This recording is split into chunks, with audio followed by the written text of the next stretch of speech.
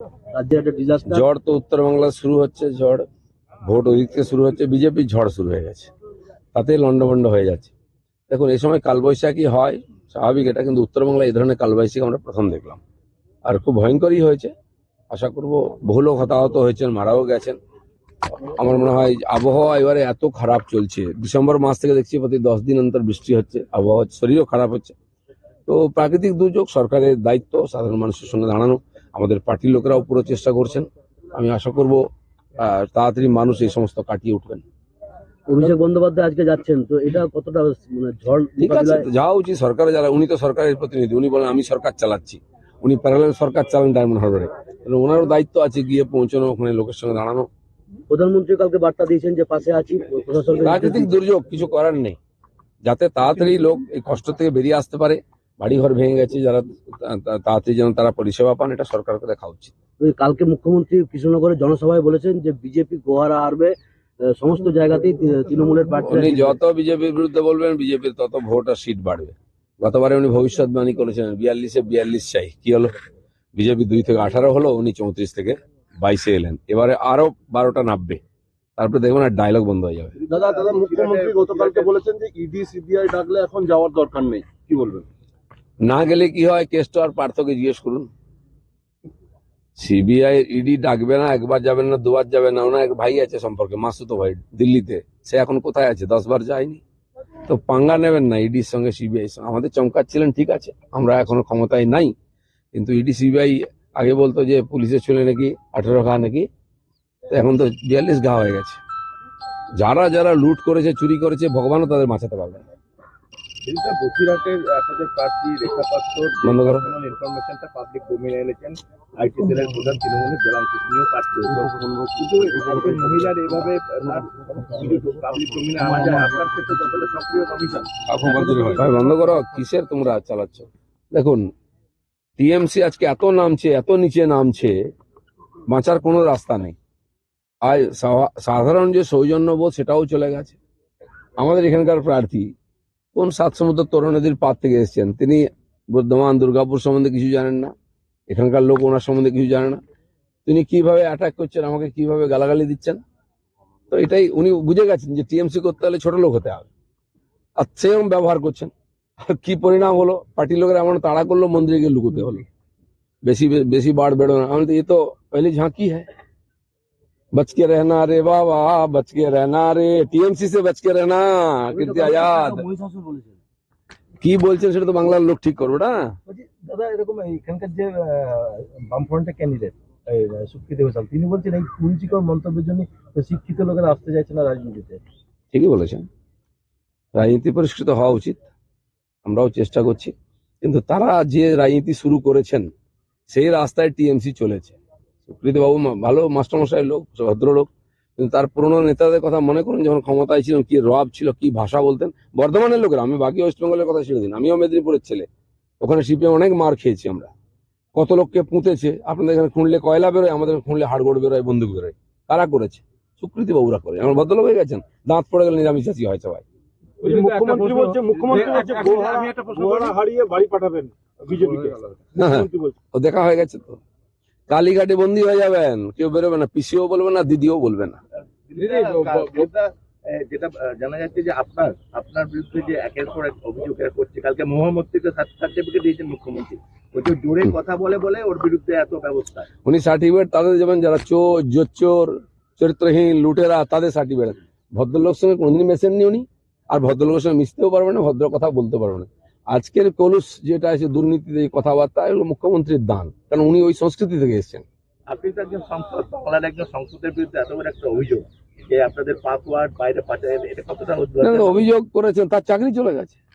তারই একজন, এখন কথায় কথায় মহিলা বলবেন, মহিলা বলে চুরি করবে, মিথ্যা কথা বলবে, লজ্জা করে না বাংলার একজন মহিলা সাংসদের? তার সাংসদ পদ চলে গেল, তার কোয়ার্টার চলে গেল, জোর করে ধাক্কা মেরে বার করে দিল ঘর থেকে। এবারে জেলে যেতে হবে নাকি, সিবিআই শুরু হয়েছে, যত দুর্নীতি করেছেন। আর মমতা ব্যানার্জি এদেরকে বাঁচাতে বাঁচাতে পার্টিটাই বিক্রি করে দেবে। দাদা গতকালকে কীর্তি আজাদ বলেছেন যে আরএসএস এর ছবিকে সামনে রেখেই নিজেদের জামা কাপড় খুলে ফেলছেন দিলীপ ঘোষেরা। আমাকে কোনো জবাব দিতে হবে না, ওনার পার্টির লোকেরা জবাব দেওয়া শুরু করেছে। ভোট হওয়ার আগেই বান্ডিল হয়ে যাবেন। দিলীপদা, হুম। বলছি বর্ধমান দুর্গাপুর লোকসভা সিটে আলুবালিয়াজি বর্ধমান গ্রামীণ এলাকার 5টা বিধানসভাতেই পিছিয়ে ছিলেন। শুধু দুর্গাপুরের 2টো সিটে লিড দিয়ে ওনাকে প্রায় 2000 ভোটের মতো জিতিয়েছে। আপনার কাছে এই হিসাবটা? হিসাব পরিষ্কার আছে। তখন আলুবালিয়াজি মাত্র 15 দিন সময় পেয়েছিলেন, কিন্তু দুর্গাপুরের লোককে আমি ধন্যবাদ জানাবো, তারা সেই যে গ্যাপটা ছিল পুরো করে তাকে জিতিয়েছিলেন। আমি সেই জন্য ওই দিক থেকে শুরু করেছি। এটা তো গড় আছেই আমাদের, এখানে আমাদের এমএলএ আছে। আমি 1996 থেকেই এখানে সংঘের প্রচারক হিসাবে আছি। এখানে গলি গলি সব জানি আমি, এখানকার লোক আমাদের সঙ্গে আছেন। ভাতার বা মন্তেশ্বরের মতো যে টেরর জায়গা, এখনো মারপিট হচ্ছে, দেওয়াল লিখতে দিচ্ছে না। আমি ওখানে গ্রামে গ্রামে যাচ্ছি, আর সেদিকে গেছি, দেখেছেন ওখানকার এমএলএ এর পাড়ায় 5 বছর কোনো পার্টিকে ঢুকতে নেই। আর কি গ্রাম, আমি গেলাম তো মন্দিরে দরজা বন্ধ করে দেওয়া হয়েছে। আর সেখানে ঢাক ঢোল নিয়ে ঢুকেছি আমরা, লোক বেরিয়ে এসছে রাস্তায়। দিলীপ ঘোষকে আটকাবার দম থাকলে আটকাক। আমি সমস্ত গ্রামে গ্রামে যাব, যেভাবে মেদিনীপুরে মাফিয়ারাই শেষ করেছি, দুর্গাপুর বর্ধমানের মাফিয়ারাজও আমি শেষ করবো। দিলীপদা, কৃষ্ণনগরের রানীমাকে দেশ বিরোধী বলেছেন কালকে মুখ্যমন্ত্রী। মমতা ব্যানার্জির কাছ থেকে কে সার্টিফিকেট চাইছে? ওনার পূর্বপুরুষরা কি কন্ট্রিবিউশন করেছে? উনি অপমান করতে এসছেন কৃষ্ণনগরের মানুষ, সংস্কৃতিবান মানুষ, ভদ্র মানুষ, ভুল করে ওনার ক্যান্ডিডেটকে কতবার ভোট দিয়েছিল। এবার সব শুধরে নেবে। ধন্যবাদ। দীর্ঘদিন কাটিয়েছেন দিলীপদা। আমাদের যে এমএমসি নিবাস, সেই নিবাসে যখন সে একটা চাটাই পেতে শুয়ে থাকতেন, তখন কিন্তু মানুষ দিলীপদার কাছে অনেক ঘুরে গেছেন, তখন বুঝতে পারেননি যে এই দিলীপদা একদিন বাংলার মানুষ বিজেপিকে বাংলায় প্রাসঙ্গিক করে তোলার পেছনে যে এই দিলীপদা কারিগর হয়ে উঠবেন, তখনও মানুষ বুঝতে পারেনি, আমরাও কেউ তখনও বুঝতে পারিনি। সোজা কথাটা সোজাভাবে কিভাবে বলতে হয় রাজনীতিতে, এটা দিলীপদা আমাদের শিখিয়েছেন। আমরা রাজনীতিতে সবসময় একটা ডিপ্লোম্যাটিক ধারণা নিয়ে চলি, ডিপ্লোম্যাটিক ভাবে কিভাবে বলতে হয়, এটা দিলীপদা আমাদের শিখিয়েছেন। আর বিশেষ কিছু বলার নেই। আমি এবার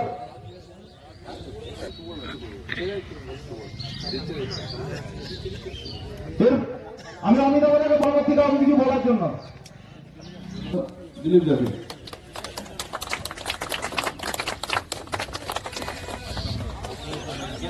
চক্রবর্তী।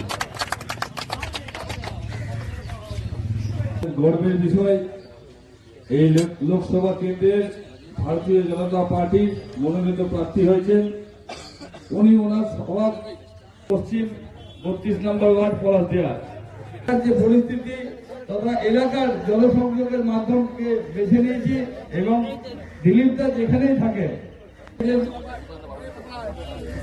সেই সবার সিদ্ধ মধ্যে উনি দুর্গাপুর, দয়া করে একটু আপনারা সাইডে যান,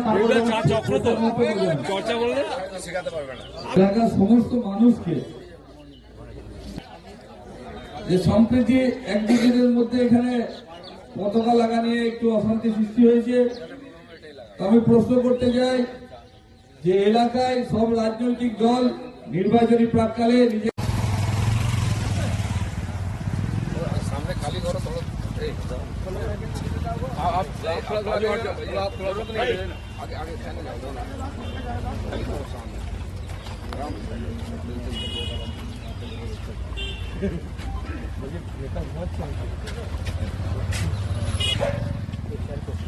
কেমন আছেন?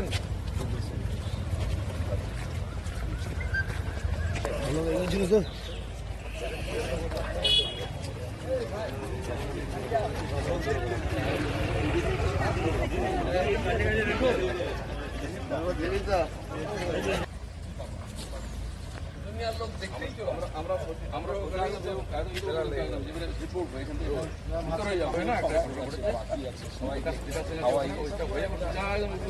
পরিবেশ তৈরি হবে যেমন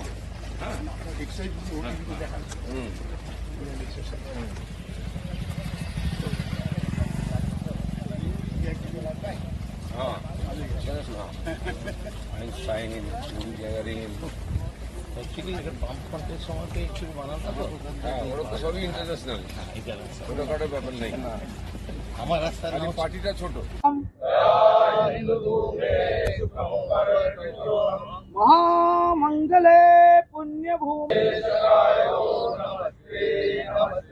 प्रभो शक्तिमन हिंदू राष्ट्रांग भूता में सादरं त्वां अखिलं जगत जेन नम्रं भवेत्